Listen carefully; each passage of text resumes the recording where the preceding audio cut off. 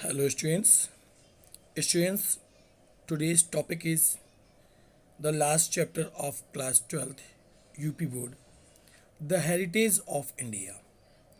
Heritage in Hindi, it means virashat. Students, in this chapter, the writer A.L. Basam is trying to mention about a very good uh, analysis of heritage of India. Okay, so students, let's start the chapter and please learn everything what is being said in this chapter. Students, let's start the chapter. Ram Mohan Rai had sounded the theme with his passionate advocacy of social reform. जो राजा राम मोहन राय थे, तो उन वो कह रहे हैं, मतलब उनके बारे में ए आर वासम जी बता रहे हैं, राजा राम मोहन राय ने अपनी प्रचंड वकालत के द्वारा समाज सुधार का शंखनाद किया था. इट मीन्स उन्होंने ही स्टार्ट किया था समाज सुधारण के बारे में. उन्होंने ही समाज सुधारने के विषय में firstly he thought about social advocacy. Vivekananda repeated it with a more nationalist timber. कह रहा विवेकानंद ने इसको कहीं अधिक राष्ट्रीय स्वर में दोहराया था. इसको कहीं अधिक राष्ट्रीय स्वर में दोहराना मतलब उनकी छोटी राजा राम मोहन राय की छोटी सी बात को बड़े पैमाने तक नेशनल लेवल तक ले गए थे. वो थे Vivekananda ji. When he declared that the highest form of service of great mother was social service. कहना है जबकि उन्होंने घोषणा की थी कि समाज सेवा भारत माँ की सेवा का सर्वोच्चम रूप है. It means if you are serving social public then it means you are serving your nation, your Bharat Mata. तो students, other great Indians chief of whom was Mahatma Gandhi. कुछ और भारतीय जिनके प्रमुख गांधी जी थे, can develop the theme of social service as a religious duty. समाज सेवा को एक धार्मिक कर्तव्य के रूप में विकसित किया. मतलब कई और भारतीयों ने, जिसके मेन जो थे वो क्या बोलते हैं प्रमुख जो थे वो गांधी जी थे. इन सब ने मिलकर क्या किया, इसको धर्म के रूप को, इसको मतलब धार्मिक कर्तव्य बता दिया. And the development countries continues under Gandhi ji success. कह रहा है और इसका विकास गांधी जी के उत्तराधिकारियों के द्वारा आज भी जारी है. मतलब गांधी जी के जो भी उत्तराधिकारी हैं वो आज भी इस चीज़ को मान रहे हैं. Mahatma Gandhi was looked on by many both Indian and European as the epitome of Hindu tradition. कह रहे हैं अनेक लोगों के द्वारा, जिसमें भारतीय एवं यूरोपीय दोनों हैं, महात्मा गांधी जी को हिंदू परंपरा की उच्चता का प्रतीक मानते हैं. मतलब लोग सोचते हैं कि हिंदू ट्रेडिशन का जो प्रतीक है एपिटोन, वो महात्मा गांधी जी हैं. It means if you are looking Mahatma Gandhi then 100% you will be sure that he had a very good Hindi tradition and he had a very good culture of Hindu. आप ऐसा ही सोचेंगे यदि उनको देखते हैं तो ऐसी सोच थी इंडियंस की, और मतलब कहना कि भारतीय हैं यूरोपीय जो उनकी ऐसा ही सोच थी. But this is a false judgement for him, for he was much influenced by western ideas. लेकिन एक बात कह रहा है, गांधी जी अपनी प्राचीन संस्कृति के मूल सिद्धांतों में विश्वास करते थे. बहुत अच्छी उसने बात कही है कि इसमें एक बात समझते हैं. कह रहे हैं किंतु ये बात गलत है. कह रहा है कि जो ये बात कही गई है ये बात गलत है. This is a false judgement. ये बात गलत है क्योंकि वो पश्चिमी विचारों से अधिक प्रभावित थे. गांधी जी पश्चिमी आइडियाज़ को ज़्यादा मानते थे. Gandhi ji believed in the fundamentals of his ancient culture. अब वो कह रहे हैं गांधी जी अपनी प्राचीन संस्कृति के मूल सिद्धांतों पर विश्वास करते थे. प्राचीन संस्कृति के मूल सिद्धांतों पर विश्वास करते थे. और कह रहा है but his passionate love for underdog and his antipathy to caste though not लिखा है अनप्रेसिडेंट इन एंशियंट इंडिया. अब उसने बहुत अच्छी बात कही है ए आर वासव जी ने. यहाँ पर आपको समझा रहे हैं गांधी जी के विचार किस तरह के थे. तो कह रहे हैं पर उन्होंने कहा गांधी जी अपने प्राचीन संस्कृति के मूल सिद्धांतों पर विश्वास करते थे, किंतु पीड़ित लोगों के प्रति उनका प्रचंड प्रेम, पीड़ित लोगों के प्रति उनका प्रचंड प्रेम, साफ साफ लिखा हुआ है अंडरडॉग, प्रचंड प्रेम तथा जाति प्रथा के प्रति उनकी घृणा की भावना, जाति प्रथा के प्रति उनकी घृणा की भावना, एंटीपैथी टू कास्ट, कह रहा है कि जो घृणा की भावना थी वो भारतीय देन ना होकर 19वीं शताब्दी के यूरोपीय उदारवाद की देन थी। मतलब वो जो यूरोपीय उदारवाद था वो यूरोपीय के ही अनप्रेसिडेंटेड मानते थे, जो मतलब कि जो दूसरे देशों का, यूरोप का जो उदारवाद था, मतलब सबके लिए बराबरी का हिस्सा, सबके लिए बराबरी का पद, वो इन चीज़ों से ज़्यादा वो इन्फ्लुएंस थे, प्रभावित थे।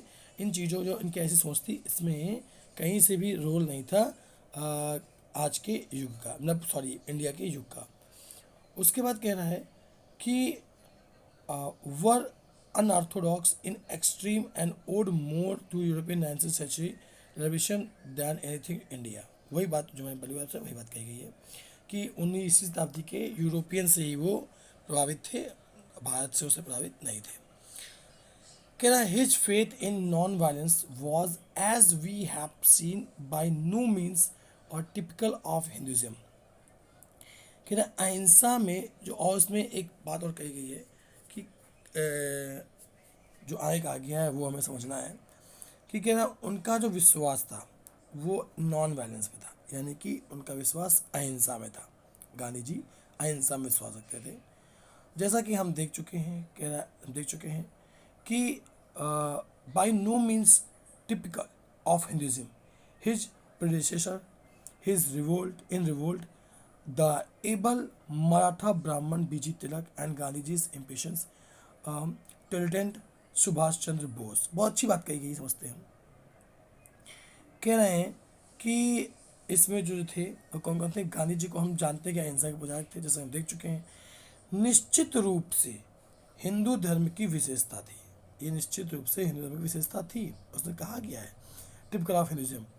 कह रहा क्रांति में उनके पूर्वज, गांधी जी के जो पूर्वज थे इस क्रांति में, अहिंसा की क्रांति में, समर्थ मराठा ब्राह्मण बाल गंगाधर तिलक और गांधी जी के अधीर सहयोगी सुभाष चंद्र बोस इस मामले में कहीं अधिक रूढ़वादी थे, यानी वो अहिंसा के ज़्यादा पुजारी थे।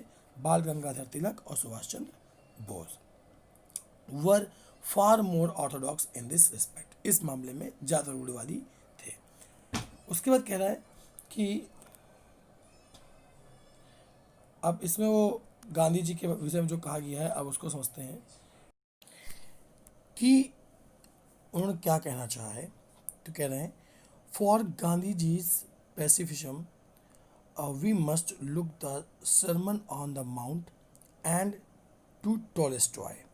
मतलब इन्होंने कहा है कि हमको देखना है इसमें से, कहते हैं कि गांधी जी के शांतिवाद के लिए हमें ईसा के सरमन ऑन द माउंट तथा टॉलस्टॉय की ओर देखना चाहिए। मतलब इस तरह की जो बुक्स हैं ईसा की, वो हमें पढ़नी चाहिए। His campaigning of women's right is also the result of western influence. कह रहा स्त्रियों के अधिकार के लिए उनका एक आंदोलन चलाना भी पश्चिमी प्रभाव का फल है। कह रहा है कि जो उन्होंने स्त्रियों के प्रति जो आंदोलन चलाया था तो वो भी पश्चिम का ही, पश्चिम से प्रभावित हुए थे, वो इंडिया का कुछ भी नहीं था। In is social context he was always rather an innovator than a conservative. Conservative मतलब हो गया संकुचित। तो कह रहा है कि उसमें जो कह रहा है कि अपने सामाजिक संदर्भ से वे हमेशा एक परंपरावादी ना होकर एक आविष्कारक रहे हैं। मतलब परंपरावादी वो थोड़ा कम रहे हैं, कंजर्वेटिव कम रहे हैं, और कह रहे हैं वो जो मतलब इन्वर्टर थे, आविष्कारक ज़्यादा रहे हैं, मतलब नई चीज़ों को ज़्यादा मानते थे। Though some of his colleagues thought his programme was limited social reform too slow, he succeeded in shifting in the whole emphasis of Hindu thought towards a popular and equalitarian social order in place of like a hierarchy of class and caste। बहुत अच्छी बात इन्होंने कही है इस पे। कह रहे हैं यद्यपि उनके कुछ साथी उनके सीमित समाज सुधार के कार्यक्रम को बहुत धीमा मानते थे, लेकिन programme of limited social reform too slow, तो भी वे हिंदू विचारधारा के संपूर्ण प्रभाव को वर्ग तथा जाति की परंपरा से हटाकर एक जनप्रिय व समता वाली सामाजिक व्यवस्था की ओर मोड़ देने में सफल रहे। मतलब उन्होंने जो क्लास और कास्ट वर्ग और जो जाति है इसके स्थान को उन्होंने मोड़ देने में वो समर्थ रहे, मतलब उन्होंने सोच लोगों की बदली, ऐसा कुछ कहने की कोशिश कर रहे हैं राइटर ए एल वाशम जी। उसका कहना है following up the work of many less well known 19th century reformers Gandhi ji and his followers of the Indian Congress National Congress have given new और लिखा new orientation on and new life to Hindu culture after centuries of instigation। अब यहाँ पर जो कह रहे हैं 19वीं शताब्दी के कम प्रसिद्ध सुधारकों के कार्यों को अपनाते हुए following up work many less well known 19th century reformers, कह रहा है 19वीं शताब्दी के कम प्रसिद्ध सुधारकों के कार्य को अपनाते हुए गांधी जी व भारतीय राष्ट्रीय कांग्रेस वाले उनके अनुयायी, उनके जो भी फॉलोअर्स हैं अनुयायी, शताब्दियों की निष्क्रियता के बाद हिंदू सभ्यता को एक नवीन दिशा एवं जीवन दिया था। मतलब नवीन दिशा और जीवन में ला पाए थे, कई प्रयासों के पश्चात उसको ला पाए थे। स्टूडेंट्स, मैं आपको थोड़ा सा क्लियर करना चाहता हूँ वीडियो के बीच में कि चैप्टर थोड़ा सा ये ऐसा है कि इसमें बातें ज़्यादा की गई हैं और थोड़ा समझने वाला चैप्टर है। Actually heritage of India chapter का नाम है भारत की विरासत, तो विरासत के बारे में हर एक जानकारी देने की कोशिश की गई है ए एल वासम के द्वारा। तो हम लोग इसको बहुत गंभीरता से समझे हुए चलेंगे और अब देखते हैं। तो आगे आगे है today there are few Indians, कह रहा है there are few Indians whatever their creed, लिखा है creed, who do not look back with pride on their ancient culture, and there are few intelligent Indians who are not willing to sacrifice some of its effect elements so that India may develop and progress। इसमें एक बहुत दो मानसिकताओं के बीच में तुलना की गई है, कैसे कैसे कहा गया है सुनते हैं। Today there are few Indians, कह रहा आज कुछ ऐसे भारतीय लोग हैं जो अपनी प्राचीन संस्कृति को गर्व से ना देखते होंगे, लेकिन who do not look back with pride on their ancient culture, कुछ लोग प्राचीन अपने जो सभ्यता है उसको गर्व से देखते होंगे, और शायद ही कोई ऐसे बुद्धिमान भारतीय होंगे जो अपनी दुर्बलताओं का बलिदान करने को तैयार ना हो, अपनी दुर्बलताओं का बलिदान करने को तैयार ना हो, मतलब सब अपनी दुर्बलताओं को बलिदान करने को तैयार हैं, सभी अपनी कमियां दूर करना चाहते हैं। कह रहा ताकि भारत विकसित और प्रगति कर सके, ताकि भारत जो है लिखा है ना सो दैट इंडिया में डेवलप एंड प्रोग्रेस, ताकि जो भारत है वो क्या कर सके, भारत जो है विकसित और प्रगति कर सके, भारत विकसित हो सके, विकास कर सके और प्रगति कर सके। लिखा है politically and economically India faces many problems of great difficulty and no one can forecast her future with any certainty मतलब निश्चितता। तो कह रहा है राजनीतिक एवं आर्थिक क्षेत्रों में भारत अनेक कठिन समस्याओं का सामना कर रहा है तथा कोई भी उसके भविष्य के बारे में विस्तृत रूप से या निश्चित रूप से कोई भविष्यवाणी नहीं कर सकता, क्योंकि भारत बहुत प्रॉब्लम्स में है and no one can say about the future of best future a bright future of India. Okay, but it is safe to predict that whatever the future may be, the Indians of coming generation will not be unconvincing and self-conscious copies of Europeans। ये बहुत ही ज़्यादा अच्छी बात कही गई है, थोड़ा समझने वाली बात है। अब उसमें कह रहा है सर कोई मतलब उसने बात कही, किंतु इसमें एक बहुत अच्छी बात है, किंतु विश्वत रूप से ये भविष्यवाणी की जा सकती है। कह रहा है कि लिखा है भविष्यवाणी की जा सकती है कि भविष्य चाहे कुछ भी हो, भविष्य चाहे फ्यूचर में भी भविष्य चाहे कुछ भी हो, आने वाली पीढ़ियां भारतीय यूरोप वासियों की थोथी तथा बिना सोचे समझे नकल करने वाले नहीं होंगे। इट बहुत अच्छी copies of Europeans and unconvincing, यानी बिना कन्विंस किए, बिना सोचे समझे और बिना कुछ भी किए हम लोग यूरोपियन की कॉपी नहीं करने लगेंगे। जो भविष्य में मतलब हमारा भविष्य कुछ भी हो, लेकिन भारत का जो जो युवा है, जो बड़ा अपकमिंग जनरेशन है, जो आने वाली है, वो केवल यूरोप की कॉपी नहीं करेगी कि बस यूरोप की कॉपी कर ली और हमें जो बना था बन गए, ऐसा नहीं होगा। और उसने बहुत अच्छी बात कही है, आगे देखते हैं। तो इतने कहने में कहता but will be men rooted in their traditions and aware the community of their culture. क्या किंतु वे लोग ऐसे होंगे जो अपनी परंपराओं में जमे होंगे, परंपराओं को, अपनी परंपराओं को मानेंगे तथा अपनी संस्कृति की निरंतरता के प्रति जागृत रहेंगे। यानी अपनी जो उनकी जो संस्कृति है, जो कल्चर है, उसको वो मानेंगे और उसको लगातार बनाए भी रखेंगे अपने लाइफ में। Okay. Already after only 7 years of independence, the extremes of national self बहुत अच्छी लिखा जनरेशन और एंड अ फाइनेंशियल कल्चर। अब उसमें थोड़ा सा तोड़ के पढ़ते हैं इस क्वेश्चन ताकि थोड़ा क्लियर हो जाए। इसने कहा गया है कि उसमें कहा गया आफ्टर ओनली 7 years इंडिपेंडेंस, कह रहा मात्र 7 वर्ष, कह रहा मात्र अभी 7 वर्ष ही हुए हैं, 7 वर्ष के पश्चात ही अपने आप को राष्ट्रीय स्तर पर बुरा कहने की प्रवृत्ति तथा केवल अपनी सभ्यता को जबरदस्ती अच्छा मानने की उत्तम भावना अदृश्य हो रही है। मतलब उसमें कह रहा है कि the extremes national self generation and financial culture, और लिखा है चौविज्म। चौविज्म मतलब होता है कि नीचे स्तर का, आर डिप्रेसिंग, ये क्या हो रहा है, डिसअपियरिंग हो रहा है, गायब होता जा रहा है कि हमारी कल्चर घटिया है, हमारा कल्चर ऐसा था, ये सब जो मानता थी वो हमारा कम होता जा रहा है। यानी अपने कल्चर को हम अच्छा समझते हैं। We believe that Hindu civilization, we believe हम यकीन करते हैं that Hindu civilization is in the act of performing its most spectacular fear and of synthesis. अब इसमें कह रहा है कि हम विश्वास करते हैं कि हिंदू सभ्यता संश्लेषण के अपने सबसे उत्कृष्ट चमत्कार को प्रदर्शित कर रही है।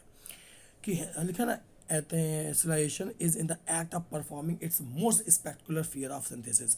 मैं सबसे मतलब बहुत अच्छी बात कही थी, कह रहा कि हम विश्वास करते हैं हिंदू सभ्यता संश्लेषण के अपने सबसे उत्कृष्ट चमत्कार को प्रदर्शित कर रही है, यानी अपने आप में बदलाव ला रही है। संश्लेषण मतलब हो गया थोड़ा सा परिवर्तन लाना, तो अपने आप में थोड़ा सा बदलाव ला रही है और बहुत अच्छे से अपने आप को उभार कर सामने ला रही है हिंदू सिविलाइजेशन। उसके बाद कह रहा है in the past, in the past, it has received, adapted, and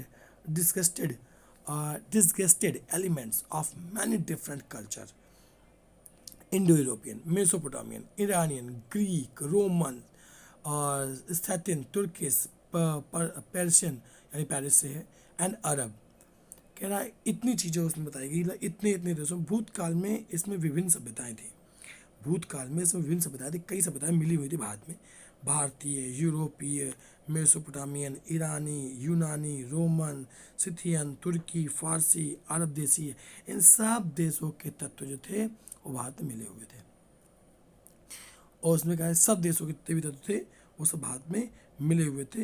इन भारत ने इन सबको अपने आप में समावेश कर रखा था। भारत ने इन सबकी कल्चर्स को, इन सबके जो रीति रिवाज है, इनको भारत ने अपना रखा था।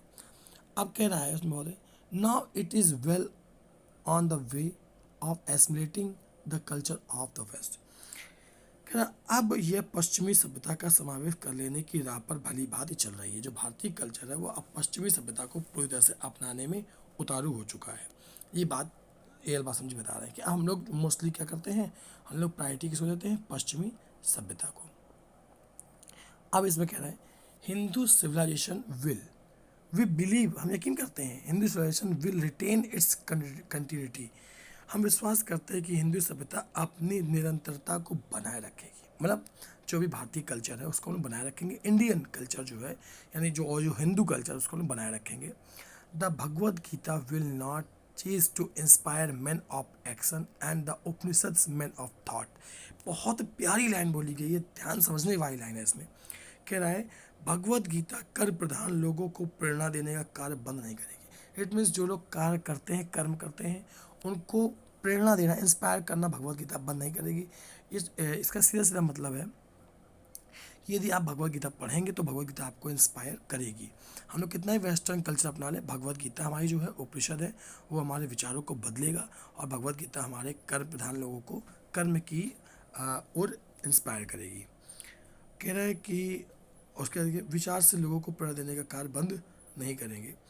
अब उसके कह रहा है the charm and graciousness of Indian way of life will continue however much affected it may be by the labor saving devices of the west। भारतीय पद्धति के जीवन का आकर्षण व भव्यता हमेशा बनी रहेगी, चाहे इस पर पश्चिम के श्रम की बचत करने वाली युक्तियों का कितना ही प्रभाव क्यों न पड़े। बहुत अच्छी बात कही, कह रहा है कि जो भारतीय जो कल्चर है, परंपराएं, वो हमेशा बनी रहेंगी और जो भारतीय तौर तरीके हमेशा बने रहेंगे। हाँ, हालांकि मानते हैं कि जो पश्चिमी सभ्यताएं हैं जो कि समय बचाने वाला काम करती हैं और हमारा श्रम, हमारा कार्य करने के जो समय बचाती हैं, वो कितना भी हम प्रभावित कर लें मगर भारतीय कल्चर हमारे पास बना ही रहेगा। मतलब राइटर यार बासन ने ये बात स्वीकार की है कि हाँ, ये सही है कि जो वेस्टर्न कल्चर है, जो वेस्टर्न तरीके तौर तरीके हैं, वो समय की बचत करते हैं और मेहनत भी कम लगते हैं। लिखा ना उसमें लेबर सेविंग, यानी कि श्रम बचाते हैं हमारा वो। लेकिन फिर भी अपने हिंदू कल्चर को नहीं भूलेंगे। People will still love the tales on the heroes. बहुत अच्छी बात कही, heroes of Mahabharata and the Ramayana and of the loves of Dushyant and Shakuntala and लिखा है उसे पुरवरस एंड उर्वशी। इन सब के जो कैरेक्टर्स हैं ये हमको क्या करेंगे, मोहित करेंगे। कितना भी कर लो, मोहित करेंगे। लोग अभी भी महाभारत एवं रामायण के नायकों की, यानी कि दुष्यंत एवं शकुंतला और पुरवरा और उर्वशी आदि प्रेम कथाओं को पसंद करते हैं या इनको आगे ही पसंद किया करेंगे, यानी महाभारत और रामायण पढ़ी जाएंगी। तो quiet and gentle happiness which has at all times pervaded Indian life where oppressions, disease and poverty have not overclouded it will surely not vanish before the more hectic ways of the west। अब इस line को student थोड़ा ये समझना है कि इसमें जो कहने की कोशिश की है कि जिसने भारतीय, और एक बात इसने कही है, चलिए हम स्टार्टिंग से पढ़ाते बताते हैं इस लाइन को। कह रहा है एक शांत एवं सात्विक प्रसन्नता जिसे अत्याचार, बीमारी एवं निर्धनता भी ढक नहीं सकी। मतलब कह रहा है कि एक शांत एवं सात्विक प्रसन्नता जो मनुष्य के अंदर थी, भारतीय लोगों के अंदर, quiet and gentle happiness which has at all times pervaded Indian life, जो भारतीय सब जीवन में हमेशा जुड़ी रही है, शांति और संपन्नता। कह रहा है कि उसको अत्याचार, बीमारियां, निर्धनता, ये सब उसको ढक नहीं सके, उसको रोक नहीं सकी। मतलब भारतीय के जो पुराना कल्चर था उसको रोक नहीं सकी। भारतीय जो हैप्पीनेस, स्वतंत्रता थी, क्वाइट शांति थी, उसको रोक नहीं सकी। ये बीमारियां, ये निर्धनता रोक नहीं सकी, जिसमें भारतीय जीवन को हर युग में प्लावित किए रखा है। प्लावित मतलब हो गया भारतीय जीवन को हमेशा सुखमय बनाए रखा है। ऐसी हमारी शांति और हमारी सुख, हमारी जो खुशियाँ थी, उन्होंने हमेशा सुखमय बना रखा है। कितनी भी पॉवर्टी आ गई, डिसीज़ आ गई, कुछ भी आ गया, लेकिन हम कभी भी इस चीज़ से दूर नहीं हो पाए। पश्चिम के उत्तेजक प्रवृत्तियों के प्रभाव में निश्चित रूप से कभी कष्ट नहीं होगा। क्या पश्चिम के उत्तेजक प्रवृत्तियों के प्रभाव में निश्चित रूप से कभी कष्ट नहीं होगा। मतलब जो भी है क्या, it will surely not vanish, कभी बर्बाद नहीं जाएगा, कुछ बर्बाद नहीं होगा, कष्ट नहीं होगा before the more hectic ways of western culture. यानी वेस्टर्न कल्चर को अपनाते हैं तो हमारा उससे नुकसान कुछ नहीं होने वाला, लेकिन हम भारतीय सभ्यता को ना भूल जाए, हमारा राइटर ये चाहता है। अब उसका कह रहा है much that was useless in ancient Indian culture has already लिखा है परसिस्ट। क्या प्राचीन भारतीय सभ्यता में जो कुछ व्यर्थ था उसका बहुत कुछ नष्ट हो चुका है। जो कुछ व्यर्थ था बहुत कुछ नष्ट हो चुका है। जैसे कि बहुत कुछ नष्ट, क्या क्या नष्ट हो चुका है वो आगे बताया गया है। मतलब कुछ चीज़ें ऐसी थी जो बेकार थी, वो अब नष्ट हो चुकी हैं, उनको हम नहीं मानते, लोग भारतीय कल्चर नहीं मानता। इट मीन्स कह सकते हो कि in Indian culture there were little bits faults, little bits bad habits, little bit bad culture, but now कि दोज आर नॉट एग्जिस्ट, वो आज एग्जिस्ट नहीं करते in Indian culture. Okay, the extravagant and barbarous hectombs of Vedic age having long since been forgotten। बहुत अच्छी बात कहना, वैदिक युगों को अत्यधिक एवं बर्बर बलियों को कब भुलाया जा चुका है। बहुत उसने कहा है कि जो भी बलि दी जाती थी, दो animal sacrifice continues in some sects, उनको अब भुलाया जा चुका है। यद्यपि कुछ वर्गों में पशु बलि जारी है। मतलब अभी भी हालांकि अभी भी एनिमल सेक्रीफाइस, कुछ ऐसे जो हमारे सेक्ट्स हैं, ऐसे हमारे जो कुछ वर्ग हैं, उनमें अभी पशुओं की बलि दी जाती है, लेकिन फिर भी काफ़ी हद तक हम पहले से भूल चुके हैं। खैर, widows have long chase to be burned on their husbands pyres. कह रहे हैं विधवाओं को उनके पतियों की चिताओं पर जलाया जाना कभी का रोका जा चुका है।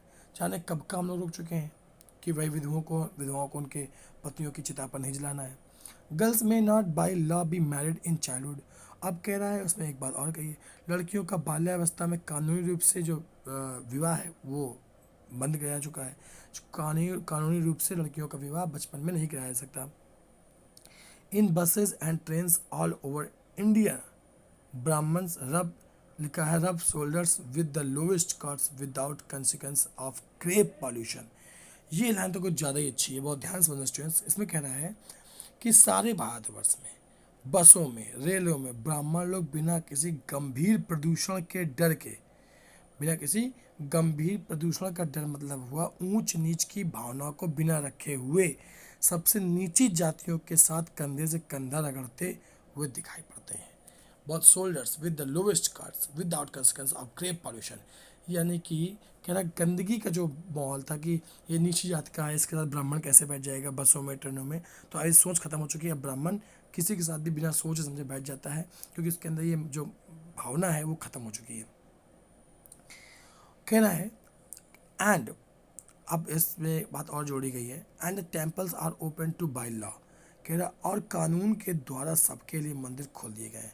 पहले क्या होता था, ब्राह्मण ही पूजा करने जाते थे, ठाकुर जाते थे, अदर कास्ट को मना था। अब सबके लिए खुला हुआ है, जो कि अब सही भी है। कास्ट इज वैनिशिंग, बहुत अच्छी बात की, जात पात समाप्त होती जा रही है, बिल्कुल बर्बाद होती जा रही है, जात पात अब नहीं मानते कोई। The process began too long ago, और इसकी शुरुआत बहुत पहले शुरू हो गई थी, इसकी शुरुआत बहुत पहले ही शुरू हो चुकी थी। But it's pace is now so rapid that the more objectionable features of caste may have disappeared within a generation or so। किंतु अब इसकी गति इतनी तेज है कि एक या दो पीढ़ी में जात पात के अधिक आपत्तिजनक लक्षण गायब हो चुके होंगे। कि जात पात अभी भी जो कहीं कहीं कुछ ना कुछ बाकी है, एक दो जनरेशन के बाद ये भी पूरी तरह से खत्म हो चुकी होगी। The old family system is adapting itself to present day condition. अब इसमें कितनी एक बात की, पुराने परिवार की व्यवस्था जो है, पुराने परिवार के लोग जो हैं अपने आप को आजकल की स्थितियों में ढाल रहे हैं। मतलब पुराने परिवार जो थे वो आजकल की परिस्थितियों में अपने आप को डाल रहे हैं। पुराने लोग अपनी अपनी सोच को आज के हिसाब से बदलने की कोशिश कर रहे हैं। In fact the whole face of India is altering, जो कह रहा, अब उसमें कह रहा है कि वास्तुता भारत का संपूर्ण रूप परिवर्तन हो रहा है। मतलब भारत पूरी तरह से बदल रहा है, इंटरनली एंड एक्सटर्नली दोनों तरीके से भारत अब बदल रहा है। But the culture tradition continues, लेकिन सांस्कृतिक परंपरा है वो हमारी अभी भी जारी है। And it will never be lost, और इसे कभी खोना भी नहीं चाहिए, यानी इसको कभी खोएंगे भी नहीं, हम अपनी सभ्यता को बनाए रखेंगे, ये भी कहा गया है। तो स्टूडेंट्स, आई थिंक आप लोग को चैप्टर समझ में आया होगा, और वीडियो को प्लीज़ लाइक सब्सक्राइब जरूर करें, और प्लीज़ वीडियो को शेयर जरूर किया करें, ज़्यादा से ज़्यादा वीडियो को शेयर करें। ओके, शेयर करना ना भूलें। I repeat once again, please share the video. Okay.